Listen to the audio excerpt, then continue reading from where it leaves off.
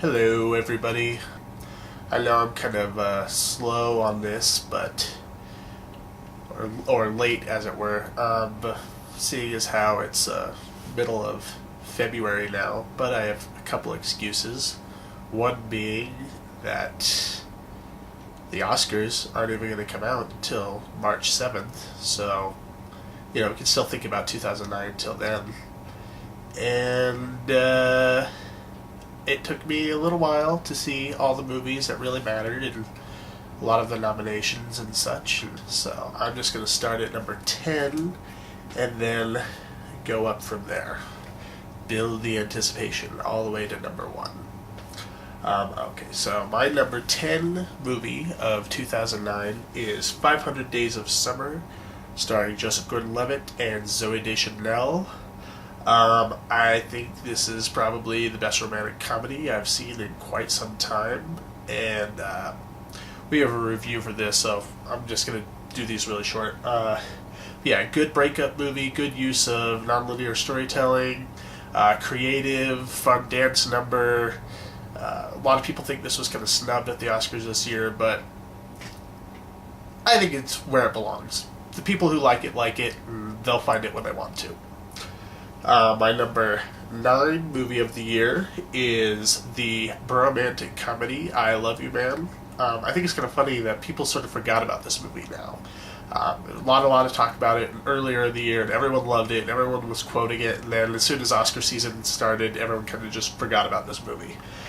But maybe that's why it's not on other people's lists, but I still think it's great, and I think it's, at the video store, I'm always recommending it to people, even still, and has 2 of my favorite comedic actors, Jason Segel and Paul Rudd, who really get to play off of each other on this one, and sort of play opposite roles.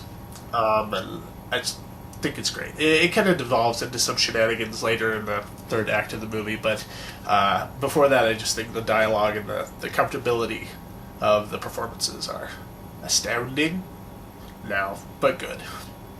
Okay, my number 8 film of 2009, is Star Trek by J.J. Abrams. As I said in my review, I've never been a Star Trek person, kind of waited longer than I should have to see the movie. Eventually went with my cousin, and had a lot of fun. Great sci-fi action movie, and it's really funny, and just kind of pop it in whenever and watch it, and kind of has that great sort of Spielberg-esque quality to it that makes those kind of summer blockbusters a lot of fun to keep going to. And hopefully the sequels are just as good, because they're coming. Okay, number 7 is Where the Wild Things Are by Spike Jonze. This is a very interesting movie, and I'm sure we're going to cover it on Videoclerks and talk about that more. But there's a lot to say about it. It's very depressing. It's kind of a downer, but it's also wonderfully shot, beautiful and poetic. And one of the things I'm going to mention now, I'll probably mention in my other review later, is that I think it's really interesting that most kids' movies enforce this idea of escapism and go to this other world and have a lot of fun and everything. And this movie sort of is anti-escapism. So that's sort of interesting. It's a kids movie that adults can appreciate, and it's kind of like an art film for kids. Okay, my number 6 movie, speaking of kids movies, of 2009, is the movie Up by Pixar, and you've seen 1,000 reviews for Up. You've heard everything there is to hear about it. It's heartbreaking. It's funny. It's intelligent. It's beautiful. It's all of those things. That's why it's number 6. Okay, my number 5 movie of 2009 is Away We Go. But it's kind of funny because our show, the Videoclerks, is kind of a little rip-off of At the Movies with A.O. Scott and Michael Phillips. And they weren't huge on Away We Go. In fact, they put on their top 10 worst movies of the year, which I thought was just incredibly snooty. But, and I don't even know why. like, as far as I'm concerned, I thought Away We Go had less pretension than 500 Days of Summer, and I like both movies. But to me, Away We Go is a slightly more adult indie, and it's directed by Sam Mendes, who did American Beauty, which is one of my favorite movies, and I think this is probably his most sincere movie since American Beauty. And I really like it, really recommend it to everybody, and just a good movie about people kind of going into the next stage of their life after their 20s. Okay, my number 4 movie of 2009 is Inglourious Bastards. Ooh, that was number 3 at one point. I think it dropped a tier.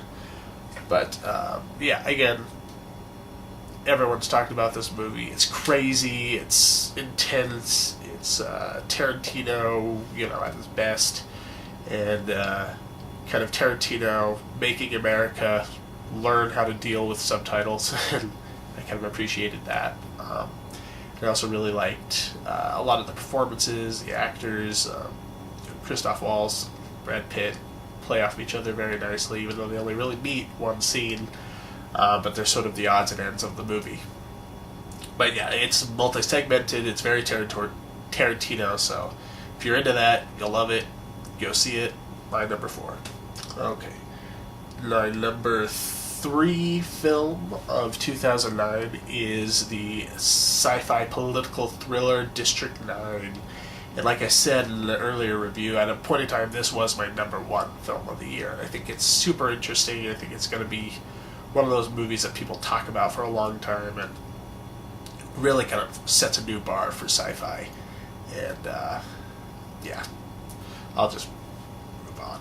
Okay, my number 2 movie of 2009 is Jason Reitman's Up in the Air.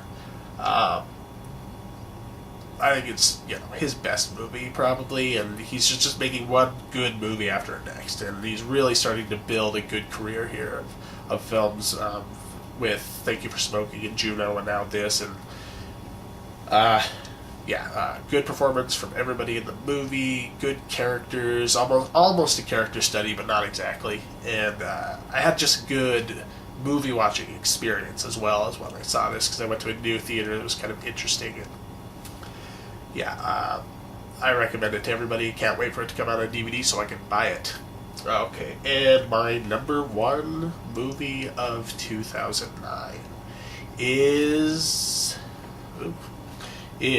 The Hurt Locker by Cassidy. It's my pick for the Oscar, obviously, since it's my number 1 for Best Picture, and I just think it's super interesting. It's a character study. It's really gritty. It's an action film, but it's not a typical action film where it's just tons of explosions and guns going off everywhere all the time, and really fast paced. It's actually very slow moving. It's kind of a slow burn sort of thriller, and I think the performances are really good. The characters you think are going to live don't, and the characters you don't think are going to live do, and I'd put it up there with Platoon and Apocalypse Now for war movies that kind of are game changers. So that's my top 10 of 2009, and I hope you all enjoyed this video. Comment and rate and subscribe at the button.